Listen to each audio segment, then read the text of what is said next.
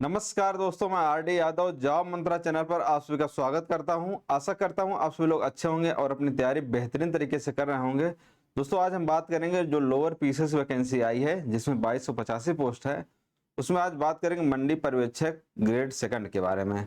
इसके पहले बहुत सारी पोस्टों के बारे में बात कर चुका हूँ। धीरे धीरे सभी पोस्टों के बारे में आपको बताएंगे जिससे कि आपको पोस्ट प्रेफरेंस भरने में आसानी रहे, किस पोस्ट को पहले रखें किस पोस्ट को बाद में रखें, तो एक आपको आइडिया लग जाएगा। हालांकि फिर मैं एक क्लास में प्रेफरेंस बता ही दूंगा कि कैसे कौन कौन से पोस्ट पहले रखना है, कौन सी बाद में रखना है।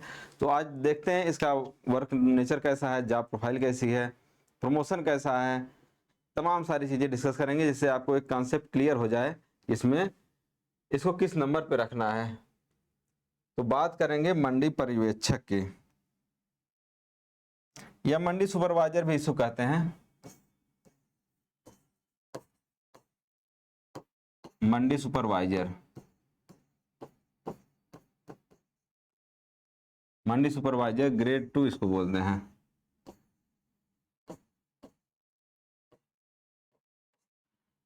ठीक ठाक पोस्ट है, बढ़िया पोस्ट है। ग्रामीण इलाकों में जनरली पोस्टिंग होती है, होम डिस्ट्रिक्ट पोस्टिंग नहीं होती, ये सब ध्यान रखने वाली बात है।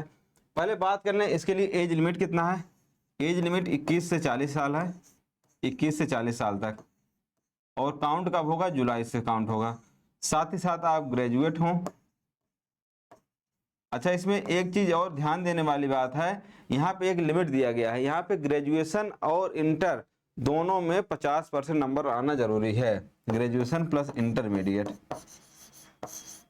ग्रेजुएशन किसी भी सब्जेक्ट में हो उससे मतलब नहीं, ग्रेजुएशन प्लस इंटरमीडिएट दोनों में मिनिमम 50% होना कंपलसरी है। 50% मार्क्स, बहुत सारे बच्चों कम मार्क्स होते हैं उनके लिए पोस्ट नहीं है।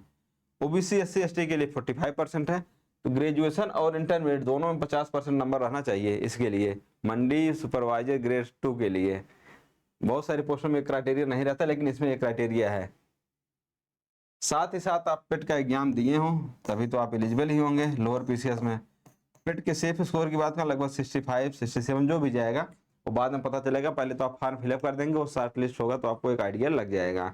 ठीक है, मतलब पेट का एग्जाम दिए हो, 21 से 40 एज हो, ग्रेजुएट प्लस इंटरमीडिएट दोनों में मिनिमम 50% नंबर हो, तब आप एलिजिबल हैं इसको अप्लाई करने के लिए। ठीक है, इतनी बात समझ गए हैं।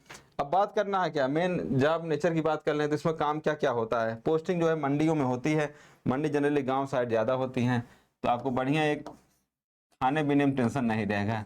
ठीक ठाक सब्जी दाल चावल सब बढ़िया मिलेगा वहाँ पे। मंडी में पोस्टिंग होगी। काम क्या होता है, जहाँ पे बिक्री और नीलामी जो है सही ढंग से हो। बिक्री व नीलामी, किसानों की उपज का बिक्री व नीलामी सही ढंग से हो जाए वहाँ मंडी में। एक तो ये काम हो गया। दूसरा है कि उचित जो व्यापारी हैं या आढ़तिया हैं, व्यापारियों से या आड़तियों को भी बोल सकते हैं, आड़ती भी होते हैं,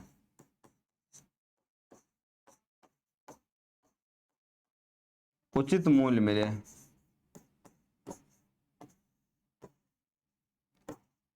साथ ही साथ इनका जो है मेन काम यही सब है, बिक्री और नीलामी करना, व्यापारियों आड़तियों से किसानों को उचित मूल्य मिल जाए और नाप तौल में कोई गड़बड़ी ना होने पाए, नाप तौल में गड़बड़ी ना हो।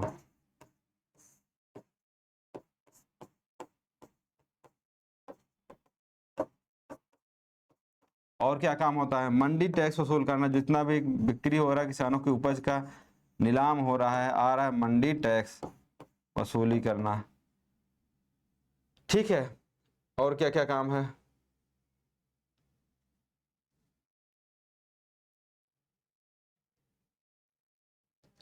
मंडी टैक्स हो गया और आपका काम हो गया जितने भी आवक और बिक्री हैं, आवक व फसलों का आवक व बिक्री का एक डाटा तैयार करना और अधिकारियों को प्रेषित करना। डेली क्या डाटा तैयार करना। डेली क्या मतलब, डेली तो होता नहीं है लेकिन जो डिस्पैच होता रहता है यहाँ से बाहर फसल। जब बहुत लोग हैं, मंडी है, इलाहाबाद की मंडी है, यहाँ से जो है जो दाल है, गेहूं है, चावल है, ये सब जाता है आंध्र प्रदेश, कोलकाता, बहुत दूर दूर तक जाते हैं। उस पर टैक्स वसूला जाता है, सब टैक्स लगता है, उसका डाटा तैयार करना होता है। यहाँ पे किसानों से तो पब्लिक डीलिंग होती है। पब्लिक डीलिंग डायरेक्ट होती है, पब्लिक डीलिंग, पब्लिक डीलिंग होती है। यहाँ पे किसान, व्यापारी, साथ ही साथ ट्रांसपोर्टर, तीनों लोगों से यहाँ पे संबंध बन रहता है। ये सारी तमाम चीजें हैं। यहाँ पे किसानों के लिए आप बहुत कुछ काम कर सकते हैं। किसान फसल लेके आएंगे, उनको सही उचित मूल्य हो सके, उनका नीलामी जो है सही हो, घटतौली वगैरह ना, नाप तौल सही हो, तमाम सारी चीजें हैं। मंडी से रिलेटेड जितना काम है यही सब काम है। जैसे मंडी 2 दिन लगती है, 3 दिन लगती है, तो उसमें ज़्यादा काम होता है। अदरवाइज बहुत आराम का काम होता है, बहुत कंफर्टेबल काम होता है, बहुत ज़्यादा इसमें परेशान होने वाली बात नहीं होती है। हालांकि इसी के समकक्ष एक मंडी सचिव का पद आता है, वो ज़्यादा पावरफुल होता है, उसमें फाइनेंशियल पावर और ज़्यादा अथॉरिटी दिया जाता है। लेकिन मंडी सुपरवाइजर में उतना पावर नहीं दिया जाता है, उसी हिसाब से उसमें काम भी कम होता है। ये कंफर्टेबल जॉब है। आगे फ्यूचर की पढ़ाई के लिए ये बहुत बढ़िया पद होता है। जैसे मंडी 2 दिन लगती है तो 2 ही दिन काम रहता है, बाकी दिन काम नहीं रहता। यहाँ पे ऑपरेटर होते हैं और तमाम लोग लगे रहते हैं, तो बहुत ज़्यादा इसमें हेक्टिक नहीं जॉब होता है, आराम से कंफर्टेबल जॉब होता है। मैं देखा हूँ मंडियों में जा करके, तो आराम है, बढ़िया है। इसको चूज कर सकते हैं। अगर फ्यूचर में तैयारी करना है, यूपीएससी वगैरह और कुछ काम नहीं करना है, सैलरी ज़्यादा नहीं लेना है, तो उसके लिए ठीक है। ये सैलरी भी ठीक है, 4200 ग्रेड पे आप सैलरी मिल रही, 55,000 सैलरी मिलेगी, कम नहीं है। प्रमोशन की बात करें, प्रमोशन तो मंडी सुपरवाइजर